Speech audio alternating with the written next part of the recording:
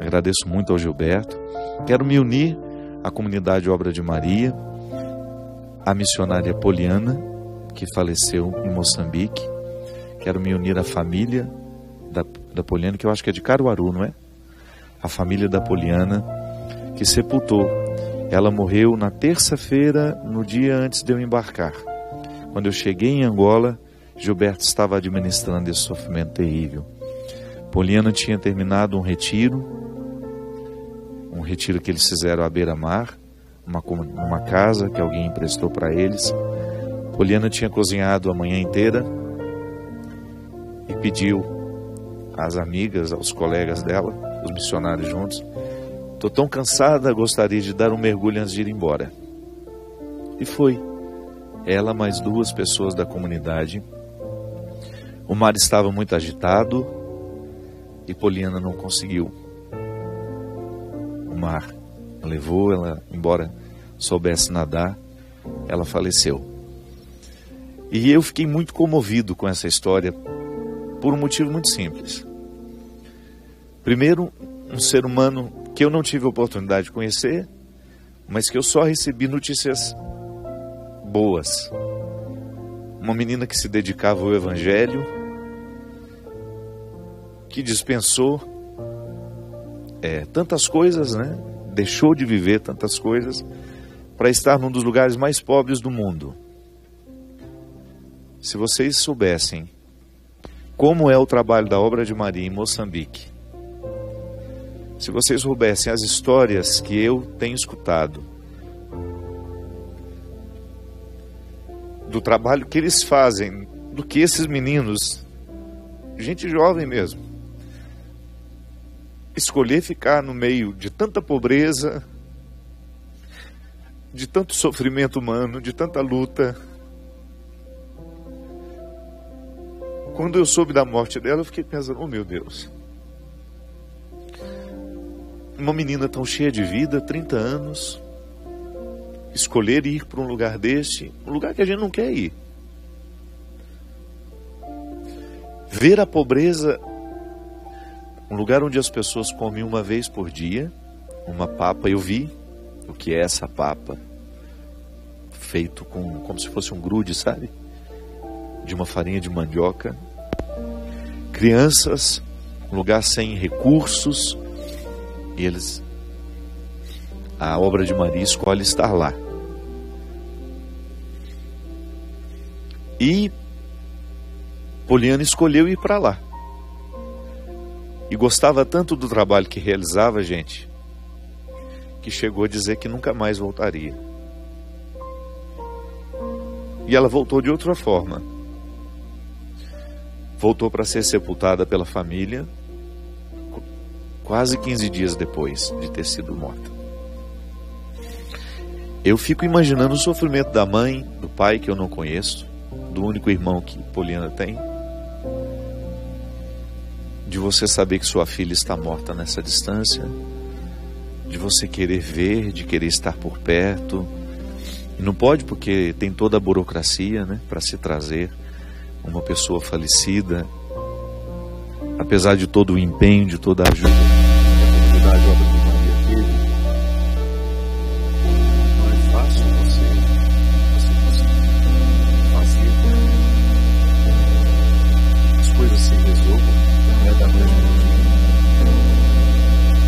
O sofrimento que foi para eles tem de aguardar essa vida. O sofrimento que foi para essa família ter administrar esse tempo de sofrimento, de luta, de espera, tempo de espera mesmo.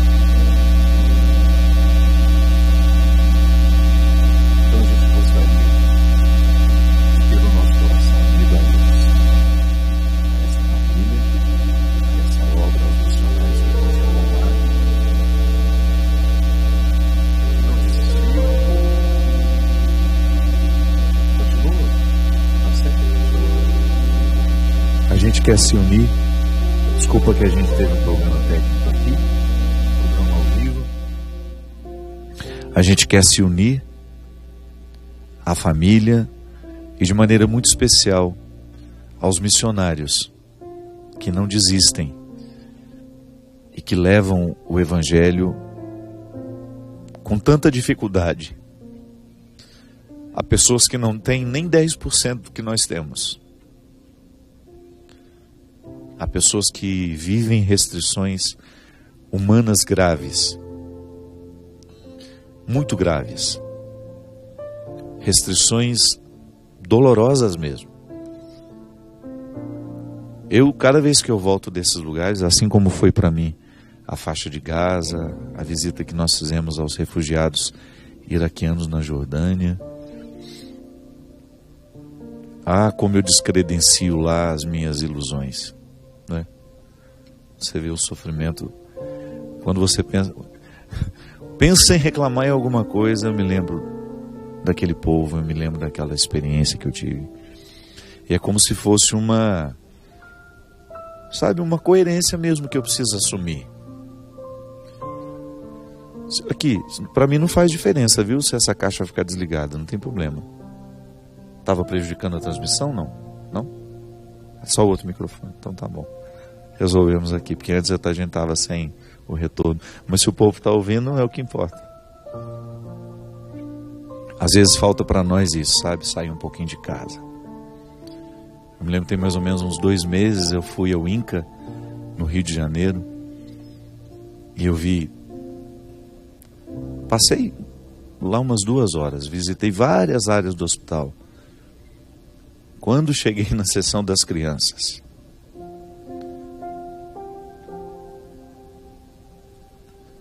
todas elas com câncer, né? Todas elas fazendo tratamento, com suas mães do lado, sofrendo tanto ou mais. Não sei o que dói mais, né? Ali a gente ressignifica muita coisa. Às vezes é só isso que falta para nós. Às vezes nós ficamos mergulhados nos nossos problemas, nas nossas misérias. Como nos faria bem abrir a janela da nossa vida e olhar aquilo que está se passando do lado. Não é que o sofrimento da gente não mereça respeito, não é isso não. Não é isso que eu estou falando. Todo sofrimento merece ser respeitado. Mas faria muito bem à nossa alma se a gente tivesse coragem de ver o que acontece tão próximo a nós. E o mais bonito, minha gente, saber que a nossa ação, o nosso trabalho, a nossa visita pode modificar a vida de uma pessoa. Pode aliviar aquele momento da dor. Faço uma menção aos doutores da alegria, que levam nos hospitais, nos asilos. Talvez não, certamente, porque nós estamos falando com o Brasil todo.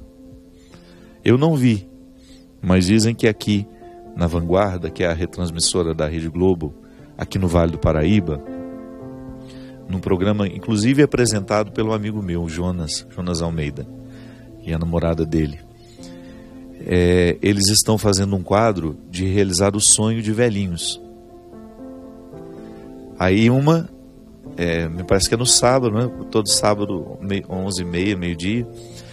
O da semana retrasada foi uma senhora que nunca tinha tido uma festa de aniversário. Aí fizeram a festinha para ela. Diz que ela foi a maior alegria que ela viveu na vida. Foram lá no asilo e fizeram a festinha para ela. Nunca teve na vida uma festinha e era o sonho dela. Mas a da semana passada mexeu comigo. Era uma senhora que tinha vontade de comer bolo de fubá. O bolo de fubá deve ter representado muita coisa na vida dela, né? E a partir do momento que ela foi para o asilo, não comeu mais bolo de fubá. Até que me contou isso. Eu fiquei pensando, meu Deus do céu.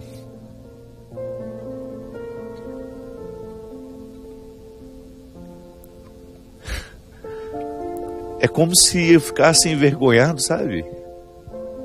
Como se eu ficasse, não. É uma vergonha existencial. Aí a Teca diz que quando ela viu o bolo de fubá, a alegria dessa senhora, diz que foi comovente ver um desejo tão simples, tão pequeno, insignificante aos nossos olhos. Insignificante. O que é um bolo de fubá na rotina da nossa vida? A gente vê na mesa, parte um pedaço, come.